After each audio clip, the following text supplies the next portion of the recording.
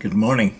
Welcome to Just for Today, a time of eclectic reading, sharing of perspectives, meditation, and prayer. I'm Reverend Rafe Ellis, Senior Minister and Spiritual Leader of the newly joined Centers for Spiritual Living Communities of Columbia and Greater Baltimore. Today is November 12th. And again, I'm reading this morning from this wonderful book called Circular Leadership, Together We Rise. And it was compiled by Linda Roebuck. And I opened it up to page 195, and here's what it offers us. Through the process of our conditioning and programming by our parents and culture, so many of us developed a voice that tells us that we're not good enough, smart enough, or articulate enough. It's a nagging voice saying, "Don't speak. You have nothing to offer. You will be ridiculed and you will stumble. And when you stumble, you may freeze and become an embarrassment." Along the mountain climb, the silenced true voice keeps trying to break through the barrier to that insurmountable mountaintop. You are a shining light. You have love in your heart, a voice to be heard. Speak your true self loud and clear. It's a journey, isn't it? Because none of us is exempt from that conditioning. Those of us of a certain age may remember I believe it was in Saturday Night Live, the Stuart Smalley character. I'm good enough, I'm smart enough, and doggone it, people like me, right? And sometimes that's where we have to start, because, that whole children are to be seen, not heard, comes with generations of messages that silence the brilliance of creation individualized as each and every one of us. And then the journey of speaking up becomes like navigating a minefield, because many of us don't have the examples of how to speak up kindly, how to speak up directly. And even when we learn those skills, sometimes there's pushback, because what we can't control is the receiver of the information. And one of the things that I learn over and over again is that people want direct communication until they get it. And then they don't so much like it. And they attach their experience to the speaker. And sometimes I do that. If it hits a wound that I'm unaware of as even a wound, then I'm projecting my hurt onto the speaker, as if they knew where that wound was and lasered in on it and poof, shot the dart right into it. And that is rarely true. It can be true in those relationships where people know you deeply and someone is having a really ugly moment and they say something to intentionally hurt you. It exists there. But short of that, it's just random that what they said connected with our wound. And so then we get to do our inner work. Is the problem what was said, how it was said, or how we heard it, or more than likely a combination of all three? And then what do? Well, then we have conversations. Then we talk to one another. And we own with I statements, this is what I heard, and when I heard this, I felt this, and I'm wondering this. And then we listen to see if what we thought has any validity. And it requires a certain amount of trust in that other person, right? Because that old conditioned voice that keeps our voice silent will often lie to us and tell us not to believe anything that other person says anyway. So then, even if we're engaged in a healthier model of communication, it falls short of being a true communication because we're not legitimately allowing for the other side of the communication to be real and honest because we've already decided it won't be, right? And that's a safe way to validate our own rightness. And one of the things that I think is so challenging for us in this human realm is letting go of the generational historical paradigm of right versus wrong. Because what we are taught generationally, and if you want more information on this, I highly recommend studying Don Miguel Ruiz. But the fundamental premise that when we are incorrect, we are wrong. Not the information is wrong, we are fundamentally wrong, sets up a lifelong battle to be right. Not to communicate accurately, but to be right. And when we can go deep enough in our spiritual journey to embrace that we are neither right nor wrong, that we are an expression of an infinite creation, whole, perfect, and complete, in which the concepts of right and wrong don't even exist, then we are open to a whole new level of brilliance. And so I invite you to explore your own journey with that. Where's your voice? Whose voice are you listening to? Is it yours or is it a conditioned voice? What support do you need to really use your voice, even when it's scary? And how can you hear differently? Things to contemplate. So I'm going to read our passage one more time and take us into our time of meditation and contemplation. Through the process of our conditioning and programming by our parents and culture, so many of us develop a voice within that tells us we are not good enough, smart enough, or articulate enough. It's a nagging voice saying, "Don't speak. You have nothing to offer. You will be ridiculed, and when you stumble, you may freeze and become an embarrassment." All along the mountain climb, the silenced, true voice keeps trying to break through the barrier to that insurmountable mountaintop. You are a shining star. You have love in your heart, a voice to be heard. Speak your true self loud and clear. So let's take that into our time of meditation and contemplation.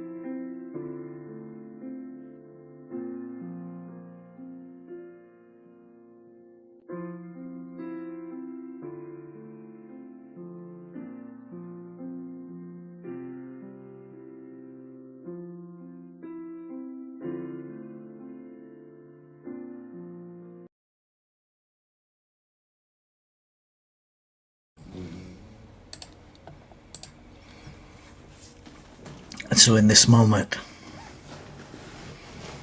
I recognized, I know again one source, one substance, one life, one God, one peace, one power, one presence, one infinite, eternal, everything that is simultaneously no thing, the unformed, and simultaneously everything, the formed. That it is surrounding all form and infilling all form and is animating itself as all form. Known by many, many names. It is impossible to encompass all that it is in one name. And so I simply recognize it as the infinite, as that substance, as that energy of infinite possibility, whose only desire it is to express, to expand itself through its expression that I call creation. And as I remind myself that there is only one, then I remember that I am made out of it, by it, to be it. And that what is true of me is true of every individualized expression of creation. That being made out of a substance that is whole, perfect, and complete, the essence of each and every expression of creation must be equally whole, perfect, and complete. That the creative process to express must be fully present in every expression of itself in order to experience the newness of infinite possibility.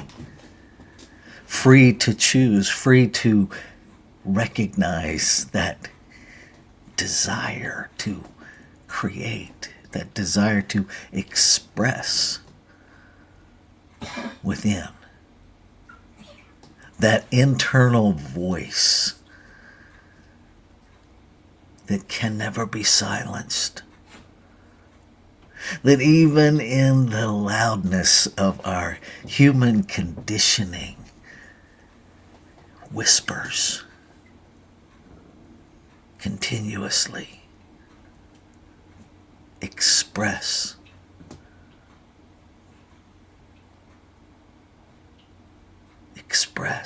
express.